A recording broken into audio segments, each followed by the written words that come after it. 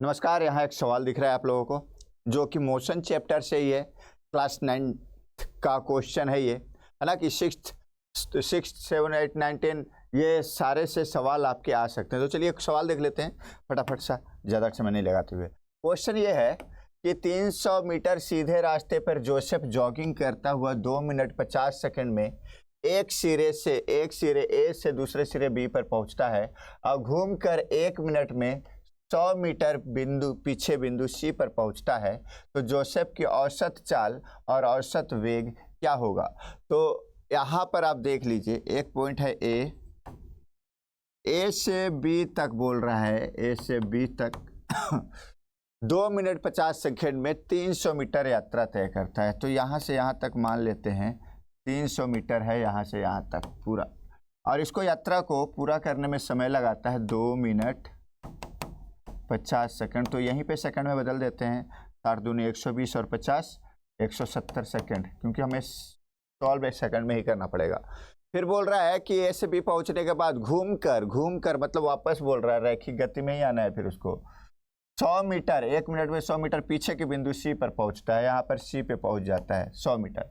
तो ये हो गया 100 मीटर वापस आ गया, और ये वापस आने में उसको 1 मिनट लगा, यानी कि इसमें आपका 60 सेकंड लग जाता है। कितना लगता है? 60 सेकंड लग जाता है।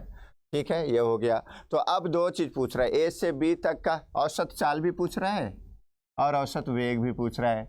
तो दोनों में अंतर डिस्प्लेसमेंट और डिस्टेंस वाला आ जाएगा। तो सॉरी सबसे पहले ए से बी वाला देख लेते हैं। तो ए से बी, ए टू बी का औसत चाल, तो औसत चाल बराबर क्या हो जाएगा? Distance by time.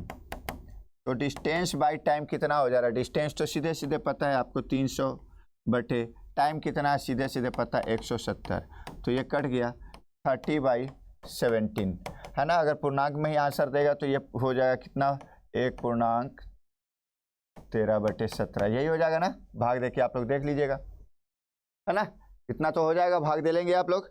और अगर इसमें दशमलव में अगर आएगा तो इसको काटेंगे तो 17 एकम 17, है ना। आप लोग तो मैथ बनाते होंगे, तो 17 एकम 17, फिर बच गया 13। ठीक है, इधर 13 बच गया, अब 17.7। अच्छा ठीक है, तो ये आ जाएगा 1.7 समथिंग आ जाएगा मीटर पर सेकंड। ये हो गया चाल, औसत चाल हो गया 1.7 मीटर पर सेकंड। समथिंग और आएगा 1.76 समथिंग, ऐसे करके आएगा, काट कर देख लीजिएगा। ये चाल हो गया। अब आ जाते हैं वेग के ऊपर। वेग ए टू बी, वेग कितना होगा? तो वेग का भी क्या हो जाता है? Displacement by time. तो डिस्प्लेसमेंट भी तो सीधी रैखिक गति में है, रैखिक है, सीधा है, तो डिस्प्लेसमेंट भी तो उतना ही हुआ है ना, 300/170। तो यहाँ पर डिस्प्लेसमेंट भी वही है, तो वेग और चाल में फर्क नहीं आ जाएगा, क्योंकि मैंने बताया आपको रेक्टिलिनियर मोशन हो रहा है यहाँ पे। तो 300 यानी कि 30/70 हो गया, 17 हो गया यहाँ पे भी, है ना। ये 0 कट गया, ये नहीं है, ठीक है ना। और इसको भी कट करेंगे तो 1.76 मीटर पर सेकेंड, यही आ जाएगा वेलोसिटी भी, और यही आ जाएगा आपका चाल भी। तो ये तो ए टू बी वाला हिसाब किताब हो गया, ए टू बी की बातें हो गई। अब जो है निकालते हैं ए टू सी। तो ए टू सी निकालने के लिए क्या करना पड़ेगा? इसको मैं रब कर देता हूँ, ठीक है ना, इसको रब कर देता हूँ। सॉरी, यहाँ पे पूरा चला गया ना। तो ये ए टू बी, और यहाँ पर सी में वापस आ रहे हैं, सी में वापस आ रहे हैं। तो यहाँ से यहाँ तक पूरा जो है 300, यहाँ से यहाँ तक पूरा 300 है, लेकिन यहाँ से यहाँ तक कितना है? 100 है। अभी पीछे बनाए थे हम लोग। तो एक वापस आने में कितना समय लगाता है?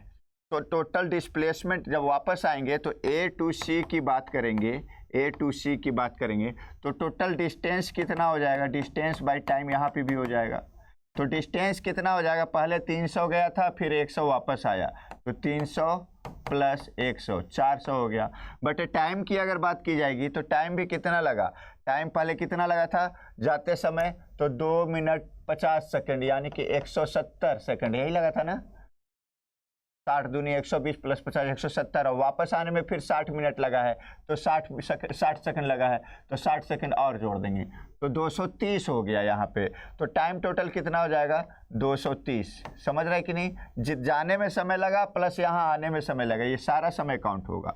तो सारा समय काउंट जब होगा तो ये कितना हो जाएगा 400/230, 0 0 कट गया। अब यहाँ पर देखिएगा तो 23 एकम 23 हो गया, और यहाँ पर कितना बच गया 7 और 10 है ना 17 बच जाएगा, तो 17.40।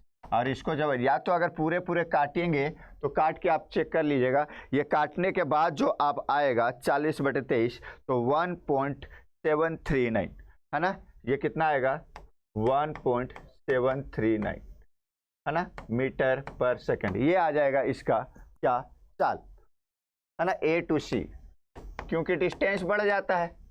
अब वेग की बात कर लीजिए, वेग A to C, वेग की बात जब करेंगे A to C तो A to C वेग की बात करेंगे तो डिस्प्लेसमेंट बाय टाइम हो जाएगा।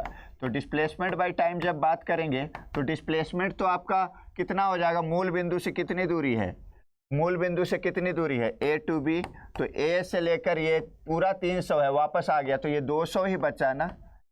मूल बिंदु अपने मूल बिंदु से कितनी दूरी है तो 200, तो 200 डिस्प्लेसमेंट है। टाइम तो पूरा लगा, यहाँ से पहले वहाँ गया, वहाँ से फिर वापस आया, तो 170 और 60 दोनों यानी 230 पूरा सेकंड लग गया। तो इसको जब काटेंगे तो बच जाएगा ये 20/23।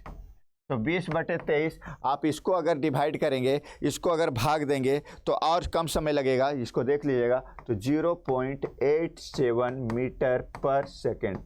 तो ये हो गया सवाल का, डिस्प्लेसमेंट के आधार पे वेग निकलेगा और डिस्टेंस के आधार पे चाल निकलेगा।